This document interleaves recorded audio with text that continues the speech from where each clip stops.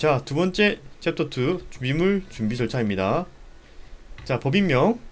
법인 상호를 어떤 걸로 할 것인지 정한 후 내가 법인 설립을 하고자 하는 관할 등기소에 같은 상호명이 등록되어 있는지 조회합니다.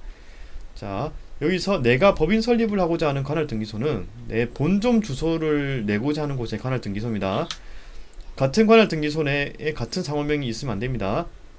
네이버에서 인터넷 등기소를 검색합니다. 그러면 대법원 인터넷 등기소가 나옵니다. 이때 여기를 클릭하고 대법원 인터넷 등기소에 접속해서 좌측 하단에 법인 상호 검색 클릭하면 됩니다. 자, 법인 상호 검색 클릭하면 이렇게 화면이 뜨지요. 여기서 이제 내가 설립하고자 하는 본점의 주소지를 적은 다음에, 그리고 주소의 등기소를 선택한 다음에 설립하고자 하는 법인명을 적고 검색을 합니다. 검색했을 때 이쪽에 이렇게 설립이 안 되었다면 이렇게 현황이 안 나옵니다. 현황이 안 나오는 경우에는 아직 동일한 이름으로 등록되어 있는 업종이 없기 때문에 설립이 가능하다는 걸 나타냅니다. 자, 법인명이 정해졌으면 이제 두 번째 법인 인감 도장을 준비해야 됩니다. 인터넷에서 법인 인감 도장을 검색하면 많이 검색할 수 있습니다. 오래 사용할 도장이니 이왕이면 좋은 걸로 해주세요. 저는 11번가에서 백수 도장으로 만들었습니다. 자, 참고로 도장 주문 시 주식회사를 법인명 앞에 놓을 건지 아니면 뒤에 놓을 건지 선택 후 주문해야 됩니다. 법인이 여러 개 있는 분은 주식회사를 앞에 넣게 되면 통장에 법인명이 다 안 찍힙니다. 그래서 법인 구분 목적으로 주식회사를 뒤에 넣기도 한다고 합니다. 하지만 저는 법인이 한 개라서 주식회사를 앞에 놨습니다.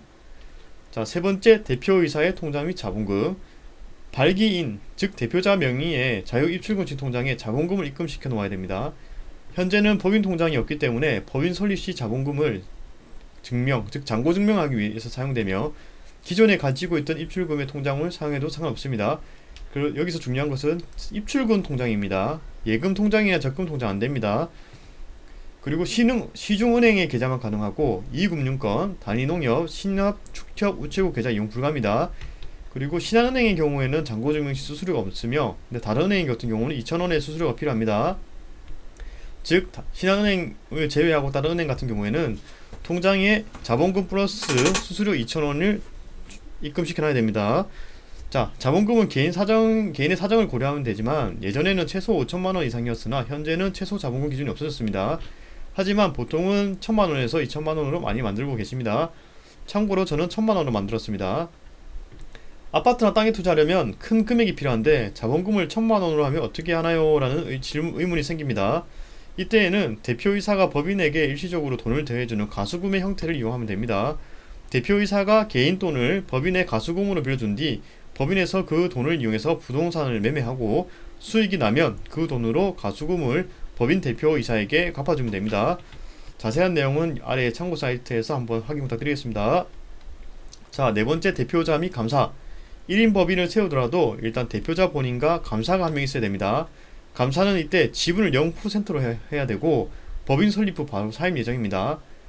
보통 감사는 와이프 또는 친가족분들 등록시키고요. 어차피 법인 설립 후 사임 예정이라 큰 상관없습니다. 다섯 번째, 주주 및 주식 배분 고민. 자본금은 주식의 액면가 곱하기 주식 발행 액수입니다. 자, 지분을 어떻게 가져가야 할지 정해야 됩니다. 보통은 1인 법인인 경우 대표자 본인이 100%, 감사는 0% 이렇게 많이 가져가십니다. 하지만 회사에 수익이 발생했을 때 자녀들이나 와이프에게 배당의 형식으로 주고자 하시는 분도 계십니다.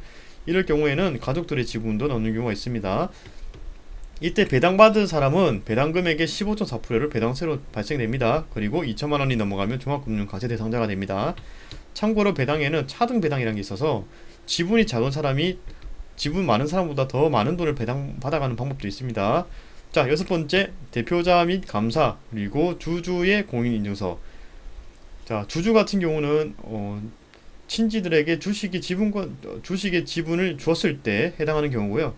주식의 지분을 대표자 본인이 가지고 있으면 대표자와 감사의 공인인증서만 있으면 됩니다. 법령 공인인증서 필요 없고요. 일반 은행이나 사용하는 공인인증서나 증권계좌에 사용하는 공인인증서도 사용 가능합니다.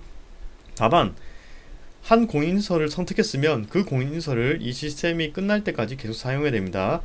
나중에 보면 위텍스에도 공인인증서로 회원가입하고 로그인하는 경우가 있는데요. 그때에도 온라인 법인 설립 시스템에서 사용한 동일한 공인인증서를 사용하셔야 됩니다.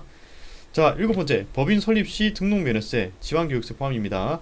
과밀억제권 외지역의 경우 등록면허세가 자본금의 0.4%, 지방교육세는 자본금의 20%입니다. 과밀억제권 지역의 경우는 과밀억제권 외지역의 3배입니다. 등록면허세는 자본금의 1.2%인데 지금 잘못됐습니다. 1.2%입니다. 그리고 지방교육세는 자본금의 20%입니다. 근데 여기서 중요한 게 자본금은 아무리 작게 하더라도 최저 등록면허세가 있습니다. 112,500원입니다. 최저 지방교육세는 22,500원입니다. 즉 과밀억제권 외지역을 기준으로 했을 때 자본금 2,800만원 밑으로는 다 등록면허세가 동일합니다. 자본금을 1,000만원을 하든 500만원을 하든 2,000만원을 하든 2,800만원을 하든 최저 등록면허세가 있기 때문에 112,500원으로 동일합니다. 자, 그리고 과밀억제권 지역은 지금 서울특별시 전체, 경기도 일부, 인천광역시 일부입니다. 법인 설립시마다 약간 바뀔 수 있기 때문에 크게 바뀌진 않겠지만 혹시나 한 번 더 인터넷에서 검색하시고 내가 본점의 주소를 내고자 하는 것이 과밀억제권역인지 아닌지 확인하시고 등록 설립하시면 되겠습니다. 자, 8번째 법인 사무실 계약서입니다. 자, 제조업 같은 공장이 필요한 업종이 아닌 부동산 매매 업종이나 전자상거래 업종 같이 자기가 살고 있는 주택에서 정상적인 업종이 가능한 경우에는 법인 주소를 자기가 살고 있는 주택으로 해야 됩니다. 혹시나 세무서 직원이 이 부분에 대해서 문의한다면 신생법인이라 자금도 없고 제조업처럼 공장이 필요한 것도 아니기 때문에 내가 살고 있는 아파트의 방 한 칸을 회사 업무용으로 사용할 것이다 라고 하시면 됩니다. 저 같은 경우도 살고 있는 아파트 중에 방 한 칸에 회사를 차린다고 했습니다. 본인 집인 경우 유상으로 임대를 놔도 되지만 아직 법인의 수익이 없기 때문에 무상으로 사용한다고 하고 무상 임대차 계약서를 작성했습니다. 이때 본인 명의 집이라면 임대인은 본인이고 임차인은 법인으로 하시면 됩니다. 자, 이게 무상 임대차 계약서 양식 예입니다. 나중에 해당 양식 공유 드리도록 하겠습니다.